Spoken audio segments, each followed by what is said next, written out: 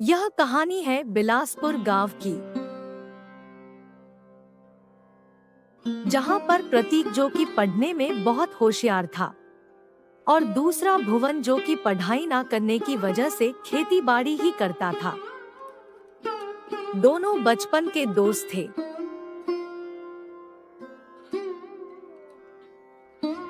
भुवन, तुम्हारा खेती बाड़ी का काम आजकल कैसा चल रहा है? हाँ, ठीक ही चल रहा है। बाकी तुम्हें पता ही है, गांव की खेती बाड़ी शहरों के मुकाबले कितनी ज़्यादा उन्नति कर रही है।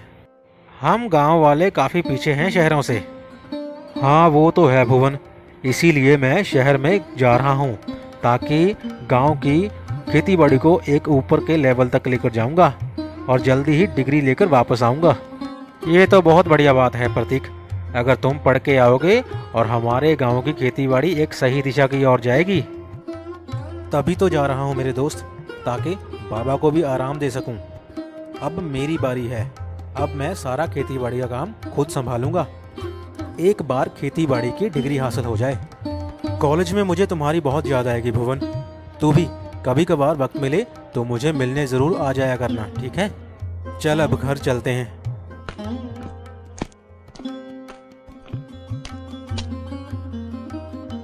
अगली सुबह पिताजी, आज कॉलेज का पहला दिन है। कॉलेज वालों ने बोला है कि पहले दिन की फीस साथ लेकर आना। क्या आपके पास कुछ पैसे हैं? बेटा, इस वक्त तो मेरे पास नहीं है। मैं ऐसा करता हूँ, सेठ जी से मांग कर लाता हूँ, शायद वो मदद कर दें। थोड़े तो मेरे पास है पिताजी, बस थोड़े ही कम पड़ रहे थे। मुझे ये बिल्कुल नहीं अच्छा लगता कि आप सेठ से पैसे मांगें। बस मेरी एक बार डिग्री पूरी हो जाए पिताजी, उसके बाद मैं सेठ का सारा कर्जा वापस कर दूंगा और खेती बाड़ी का सारा काम मैं खुद संभालूंगा पिताजी। कोई बात नहीं बेटा, तुम यहाँ की फिक्र मत करो और पैसे का हिसाब किताब तो चलता ही रहेगा। तुम बस अपनी डिग्री पूरी करो, मेरी फिक्र मत करना बेटा। जी पिताजी, मैं पूरा मन लगाकर पढ़ाई करूंगा और जल्दी से डिग्री लेकर घर वापस आऊंगा।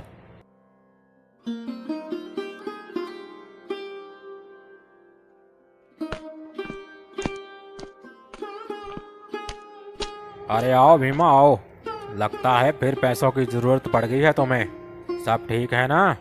सेठ जी, कुछ पैसे चाहिए थे। वो क्या है ना, प्रतीक आज कॉलेज जा रहा है तो कॉलेज वालों ने कुछ फीस मांगी है। अगर आप कुछ मदद कर दें तो। अरे भाई, थोड़े दिन पहले तो अभी तुम लेके गए थे पैसे, फिर लेने आ गए। इतने सारे पैसे चुकाओगे कैसे भाई? और हाँ, अगर मेरे पैसे वक्त पर ना मिले तो मुझे मजबूरन तुम्हारी ज़मीन हड़पनी पड़ेगी, समझ गए ना तुम? सेठ जी, आप बिल्कुल भी फिक्र मत कीजिए, हम आपके सारे पैसे पूरे वक्त पर चुका देंगे। बस एक बार मेरे बेटे की डिग्री हासिल हो जाए, फिर खेती बाड़ी का काम वही संभालेगा। अरे भीमा, क्या तुम खेती बाड़ी की डिग्री के चक्कर में पड़े हो?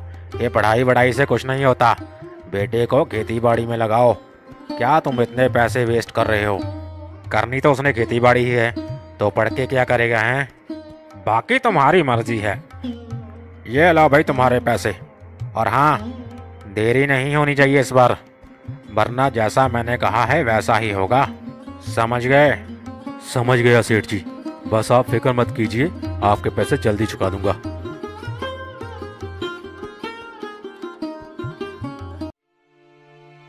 ये लो बेटा पैसे। अब कॉलेज जाकर खूब मन लगाकर पढ़ाई करना और जल्दी से जल्दी पढ़ाई पूरी करके वापस आ जाना बेटा। आप बिल्कुल भी फिक्र मत कीजिए पिताजी, मैं खूब मन लगाकर पढ़ाई करूंगा और जल्दी वापस आऊंगा। प्रतीक अपने कॉलेज पहुंच जाता है और खूब मन लगाकर पढ़ाई करता है।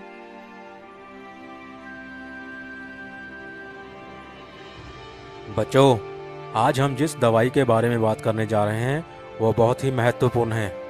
ये दवाई आजकल ज़्यादातर गांव में ही बिक रही है और कुछ लोग ज़्यादा पैसों के लालच में इस दवाई को धड़ाधड़ गांव में ही बेच रहे हैं और सबसे ज़्यादा फसलों को यही दवाई नुकसान पहुंचा रही है।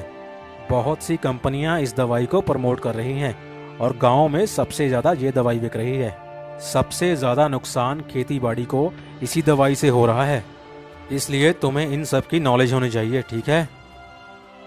प्रतीक सारी बातें बड़े ध्यान से समझता है। काफी समय बीत जाता है और प्रतीक हर विषय को बड़े ध्यान से समझ रहा था। तो एक दिन प्रतीक के पिताजी गुजर जाते हैं। हेलो, कब, कैसे हुआ? मैं अभी आ रहा हूँ। ये नहीं हो सकता, मैं अभी घर वापस आ रहा हूँ।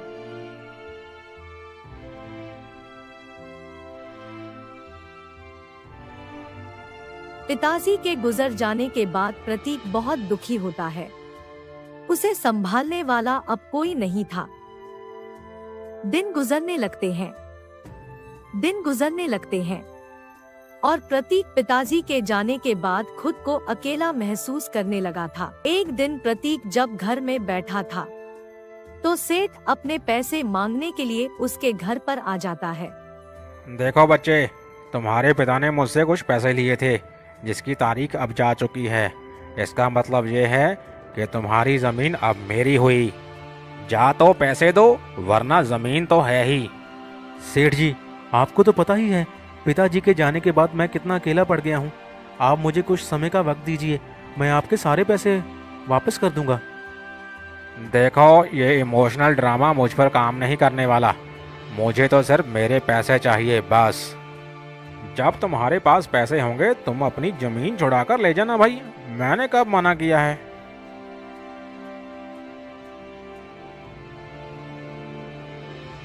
हे भगवान, ये कैसी परीक्षा ले रहे हो तुम? पहले पिताजी को छीन लिया, अब जमीन भी चली गई। बिना जमीन के मैं क्या करूंगा भगवान? कुछ तो राह दिखाओ, क्या करूं मैं? समझ नहीं आ रहा। बुरे वक्त के चलते प्रतीक को अपनी पढ़ाई छोड़नी पड़ती है और बाहर काम करना पड़ता है। और एक दिन काम पर जाते वक्त वह भुवन से मिलता है।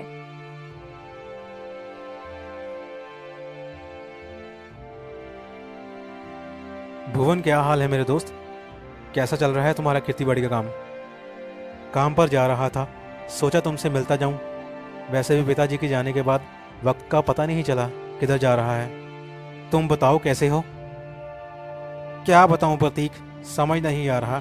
सारी फसल दिन ब दिन खराब होती जा रही है यार। इतनी सारी मेहनत करने के बावजूद भी समझ नहीं आ रहा फसल को हो क्या रहा है। कुछ पल्ले नहीं पड़ रहा यार। अच्छा, ऐसा क्या हो गया तेरी फसल को जो सारी की सारी खराब हो रही है? यही तो समझ नहीं आ रहा यार। इस बार तो मल्लू ने दवाई भी काफ़ी अच्छी और महंगी दी थी। उसने बोला था ये दवाई सबसे महंगी है, अगर ये डालोगे तो फसल दुगनी हो जाएगी। हाँ, अच्छा, ऐसी कौन सी दवा है? दिखा जरा, मैं भी तो देखूं। ये रही प्रतीक वो दवा जो मल्लू ने मुझे अब दी है, तू भी देख ले भाई।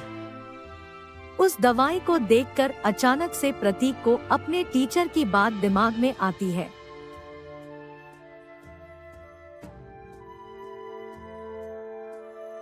तुम्हें पता है ये दवाई कितनी खतरनाक है? इसी दवाई की वजह से तुम्हारी सारी फसल खराब हो रही है। इसमें सबसे ज्यादा केमिकल मिलाया गया है जो कि फसलों को खराब करता है। मल्लू ये सब जानते हुए भी ये सारी दवा गांव वालों को बेच रहा है। तुम्हें पता है भुवन, ये जो सारी कंपनियां दवाएं बनाती हैं ये सिर्फ अपने फायदे के लिए बनाती हैं, ना कि किसान के फायदे के लिए। और गांव में ही सबसे ज्यादा इन दवाइयों की बिक्री होती है। समझ गए तुम? भला मैं ठहरा अनपढ़ गवार, मुझे क्या पता होगा प्रतीक। मुझे तो मल्लू ने कहा कि ये दवाई सबसे बढ़िया है और सबसे महंगी, इसीलिए मैं ले आया भाई। वह उस दवाई की प्रिंटिंग को बड़े ध्यान से देखता है।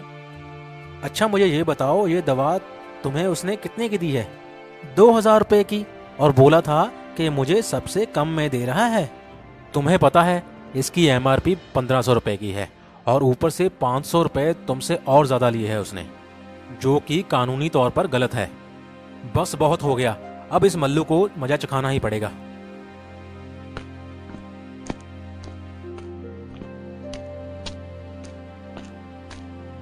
मल्लू, तुम अपनी हरकतों से बाज नहीं आओगे ना? अरे क्यों गला फाड़ रहे हो? क्या हो गया है? पहले मुझे नोट गिनने दो, फिर बात करता हूं तुमसे। मल्लू, जो तुमने भुवन को दवा दी है वो तुम्हें पता है ना कितनी खतरनाक है, और ऊपर से 500 रुपया महंगी, वो भी MRP से। ये गलत बात है। तुम्हें गांव वालों को ऐसे बेवकूफ नहीं बनाना चाहिए।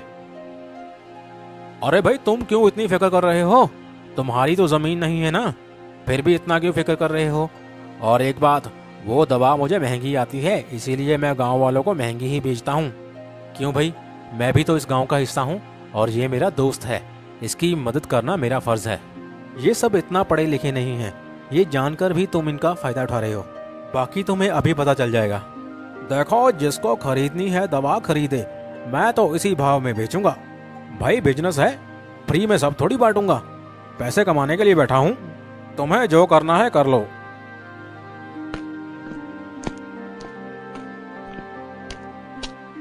अरे थानेदार साहब, क्या हो गया? मुझसे कुछ गलती हो गई है क्या? गलती हुई है भाई, तभी तो आए हैं। अब चलो हमारे साथ पुलिस स्टेशन, सभी गलतियां वहीं निकालते हैं तुम्हारी।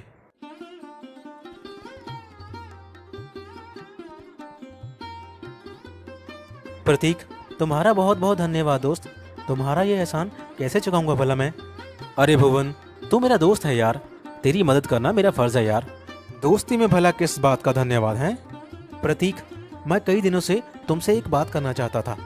अगर तुम्हें बुरा न लगे तो तुम मेरे साथ खेती बाड़ी में काम करो। हम दोनों मिलकर खेतों में काम करेंगे और दिमाग तुम्हारा होगा और मेहनत मेरी होगी। जो भी मुनाफा होगा उसे हम आधा आधा कर लेंगे। देख, तू मना मत करना मेरे दोस्त। वैसे भी चाचा के जाने के बाद तू बहुत अकेला पड़ गया है और हम साथ मिलकर चाचा का सारा कर्जा उतारेंगे। चाचा भी तो चाहते थे कि तुम कामयाब हो और ये सब हम दोनों मिलकर करेंगे मेरे भाई। भुवन, तुम्हारा बहुत बहुत धन्यवाद मेरे दोस्त, तुमने मेरे बारे में इतना सोचा। और मैं तुम्हें वादा करता हूँ, हम दोनों मिलकर तुम्हारी खेती बाड़ी को एक नए लेवल पर लेकर जाएंगे। दोनों साथ मिलकर खेतों में काम करना शुरू कर देते हैं और दोनों खूब मेहनत करते हैं। आखिरकार उनकी मेहनत रंग लाती है और कुछ समय बाद उनके खेतों में सोने जैसी फसल लहराने लगती है, जिसे देखकर दोनों बहुत खुश होते हैं। अब वो उस फसल को बेचकर बहुत सारे पैसे कमा लेते हैं। प्रतीक और भुवन बहुत खुश होते हैं और जल्दी ही प्रतीक अपने पिता का लिया हुआ कर्जा भी सेठ को वापस कर देता है और सेठ से अपनी सारी जमीन वापस छुड़वा लेता है। इस तरह दोनों दोस्त मिलकर साथ में खेती बाड़ी से एक नए जीवन की शुरुआत करते हैं।